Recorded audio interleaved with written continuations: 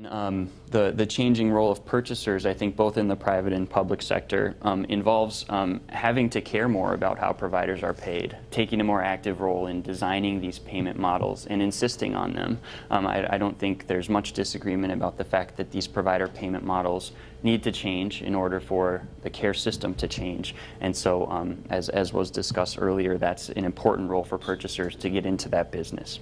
And again, to compare the value of available services that are intended to coordinate or to support this model of advanced primary care, and really thinking about where you think the best value proposition is in that redesign.